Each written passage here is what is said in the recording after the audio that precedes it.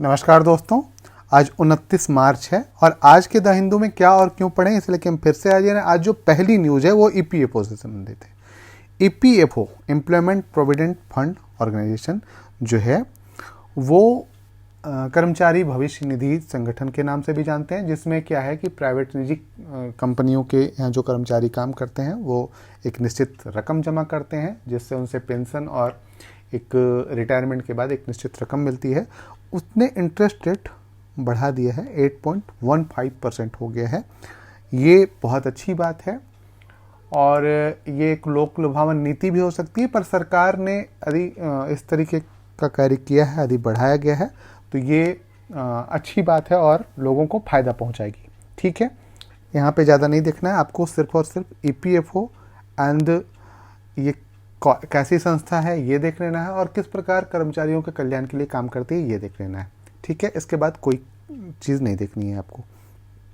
इसके बाद जो है सस्पेक्ट मूव, ये ओबीसी रिजर्वेशन से संबंधित है। कर्नाटक का चुनाव तो राजनीति से ज़्यादा संबंधित है, तो हम इस पर चर्चा नहीं करते हैं। इसके बाद जो अगली न्यूज़ है, the need for sector specific safeguard in techade, है ना, डिकेड या टेकेड कह लीजिए, क्योंकि हम अभी टेक्नोलॉजी की दुनिया में हैं तो इसको टेकेड के नाम से मतलब दे दिया गया नाम।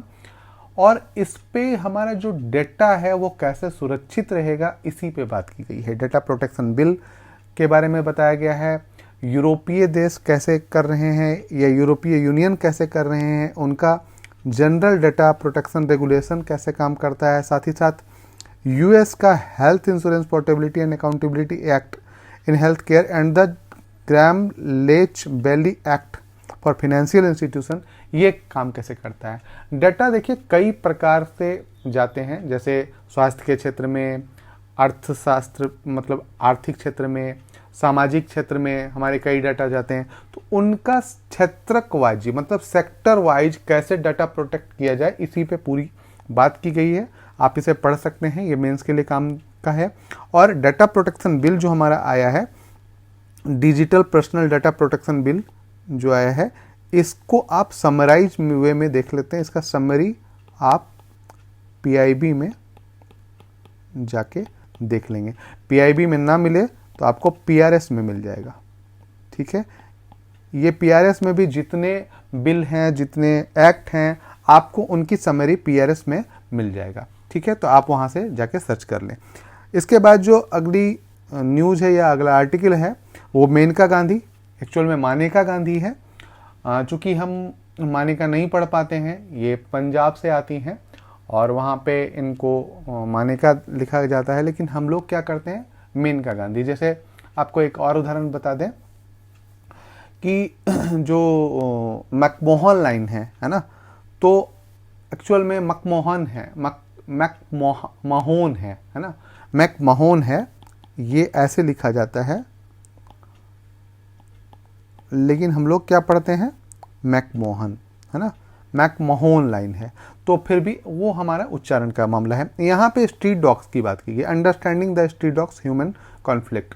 मैंने आप लोगों को दो तीन या हो गया कुछ दिन पहले बताया होगा कि जो हम लोग सोसाइटी बना रहे हैं उसके तहत क्या कर रहे हैं, हम दूर होते जा रहे हैं उनसे।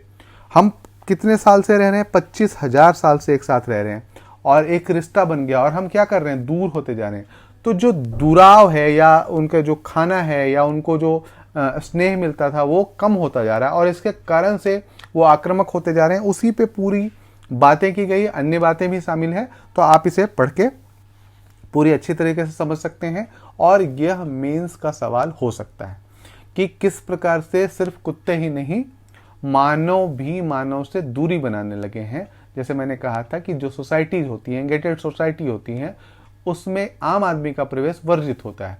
आम आदमी प्रवेश कर भी नहीं पाता। आपने एक बार सुना होगा कि 2 लिफ्ट लगे हैं, एक नौकरों के लिए या सीढ़ियों से नौकरों को या सेल्समैन को या जो ग्रोसरी पहुंचाते हैं उनको लिफ्ट से जाना अलाउड नहीं था, है ना। इस तरीके की चीज़ें करी जाती हैं, इस तरीके का भेदभाव किया जाता है। ये बहुत ही मतलब समाज में एक तरीके से एक्सेप्टेबल नहीं है ना। इसको हम एक्सेप्ट नहीं कर सकते। इस तरीके की चीज़ें की जाती हैं। तो ये मामला है और इसी पे पूरा मेनका गांधी ने लिखा है। इसके बाद जो है more than 500 apps, page number 12 में हम पढ़ रहे हैं।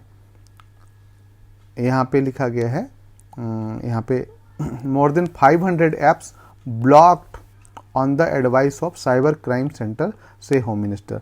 500 से ज़्यादा जो ऐप हैं या उनको बैन कर दिया गया है। Block the recommendation of Indian cyber crime coordination centre 14C। आप इसको देख लेंगे, इंडियन,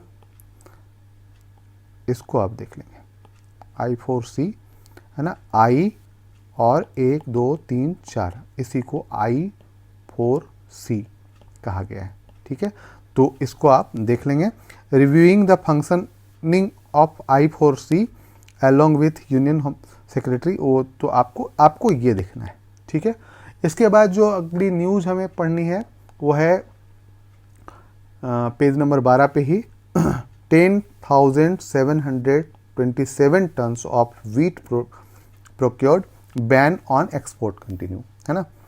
तो बैन कंटिन्यू है, क्योंकि हम जान रहे हैं कि फूड सिक्योरिटी के लिए हमारे पास बहुत ज़्यादा अनाज नहीं है, तो इसलिए हम अभी इसको बैन करके रखे हैं और अभी उसको कंटिन्यू करके रखेंगे। ठीक है, तो ये चीज़ें हैं। इसके बाद जो अगली न्यूज़ है वो बहुत इंपॉर्टेंट है। Price of essential medicine set to see a hike from April 1। 1 April से दवाओं के दाम बढ़ जाएंगे, है ना। Price to essential medicine set to see a hike from April 1। ठीक है, cites annual charges of 20 price of 384 essential drugs and over 1000 formulations are set to see a hike over 11% due to a sharp rise in the wholesale price index। Wholesale price index में बढ़ोतरी के कारण क्या हो रहा है कि drugs के दाम में बढ़ रहे हैं, है ना। Annual hike in the price of drug listed in national list of essential medicine. आपको इस लिस्ट को भी देखना है, national list of essential medicine. साथ ही साथ आपको प्रधानमंत्री जन औषधि केंद्र के बारे में भी आपको जानना है। 2 चीज़ें करेंगे, एक तो ये जानेंगे और प्रधानमंत्री जन औषधि केंद्र के बारे में जानेंगे। ठीक है, तो ये वाला मामला है। बाकी यहाँ पे कुछ देखने की चीज़ें नहीं है। ये फिर मामला बन जाएगा कि मुख्य परीक्षा का, कि क्या एसेंशियल मेडिसिन के दवाओं के दाम बढ़ने चाहिए या नहीं बढ़ने चाहिए, इसी पे फिर बात आ जाएगी। तो आप इसको देख लें, ये दोनों को देख लें और वो मेंस के लिए हम फिर बताएंगे। ठीक है, इसके बाद है poor quality drugs, government cancels licence of 18 pharma firms, है ना। ड्रग्स के पुअर क्वालिटी के कारण 18 फार्मा फर्म्स को लाइसेंस उनका कैंसिल कर दिया गया है। ठीक है, क्योंकि क्वालिटी क्या थी, बहुत ख़राब थी। कहा जाता है कि 100 में 20% दवाइयाँ भारत में नकली बेची जाती हैं। तो इसके कारण से भी 18 फार्मा फर्म्स के लाइसेंस कैंसिल किए गए हैं। तो ये आप देख सकते हैं, जैसे आप यहाँ पे देखो कि the World Health Organisation October last year warn against the 4 cup syrup cold medicine manufactured by Sonipat west. ये तो वहाँ का मामला है जो हम अभी एक विदेश में हुआ था, जहाँ पे कुछ बच्चे मारे गए थे दुर्भाग्यवश, है ना। तो वो आपको देख लेना है। और यहाँ पे कॉफैक्समैलिन, है ना, मैकॉफ, इनसे कोई मतलब नहीं है। आपको बस ये देखना है कि 18 फार्मा फर्म्स को लाइसेंस कैंसिल कर दिया गया है। किसके लिए? तो पूरा क्वालिटी के लिए, और यह भी मेंस का मामला है। ठीक है, इसके बाद है पेज नंबर 16 में, India urge G20 meet to find way to reduce widening trade finance gap, है ना। आपको पता है कि G20 की मीटिंग अभी भारत में चल रही है, और G20 की मीटिंग या SCO की मीटिंग, संघाई कोऑपरेशन ऑर्गेनाइजेशन की मीटिंग, दोनों की अध्यक्षता भारत कर रहा है और दोनों की साल भर मीटिंग चलती रहेगी, है ना। इसी पे कहा गया है कि India is pushing greater cooperation among G20 member countries addressing the growing shortfall in trade financing, है ना। तो ट्रेड फिनेंसिंग जो है उसको बढ़ाने की बात कर रहा है इंडिया, ताकि जो विकासशील देश हैं या कम विकसित देश हैं उनको भी फायदा पहुंच सके, है ना। Gap has increase 2 trillion from 1.5 trillion, global trade finance gap has increase, है ना। तो इस प्रकार से इसको कम करने की बात, जो गैप है उसको कम करने की बात, ताकि लोग और दे सकें, मतलब फिनेंसिंग बढ़ा सकें, इसके बारे में बात की गई है, ठीक है। इसके बाद जो अगली न्यूज़ है वो लास्ट है। लास्ट न्यूज़ पढ़ने के पहले मैं आपको कहूँगा कि यदि आपने अभी तक सब्सक्राइब नहीं किया तो प्लीज़ सब्सक्राइब कर लें, यदि आप यूपीएससी के लिए बहुत गंभीर हैं। India under fire eight WTO for avoiding question on MSP, है ना। MSP आपको पता है, मिनिमम सपोर्ट प्राइस। WTO ने एक रूल बनाया है कि आप अपने GDP का 10% से ज़्यादा सब्सिडी नहीं दे सकते, ठीक है। पर भारत कहता है कि हम विकसित देश नहीं हैं, हमारे पास गरीब बहुत हैं, हमारे पास जो क्या बोलते हैं, ऐसे लोग बहुत हैं जो गरीबी रेखा से नीचे आते हैं, जिनकी फूड सिक्योरिटी नहीं है, और हमारे किसान अभी उस अवस्था में नहीं है कि वो बहुत, हमारे किसान छोटे हैं, जोत छोटी हैं, तो इसके कारण से MSP वगैरह तय की जाती हैं। अमेरिका जैसे देश भी अपने किसानों को खूब सब्सिडी देते हैं, पर उनका सब्सिडी देने का तरीका अलग होता है। भारत में 2-3 चीजें चलती हैं। एक तो PDS सिस्टम चलता है, यह भी हो गया। दूसरा MSP चलता है ना। तो ये 2 चीजें हैं जो कृषि से सीधे सीधे संबंधित हैं। PDS सिस्टम, सामान खरीद के गरीबों को मुफ्त में बांट देना। MSP सिस्टम, किसानों को निश्चित दर पे लेने का वायदा कर लेना। इन्हीं पे India has come under the fire at World Trade Organisation for avoiding question raised by members on minimum support price programmes for food grains particularly rice where subsidies have breached prescribed limit, है ना। Limit को तोड़ रहे हैं, क्योंकि यदि MSP देते हैं, मतलब MSP लेते हैं, तो उससे क्या होता है कि एक सहायता मिल जाती है।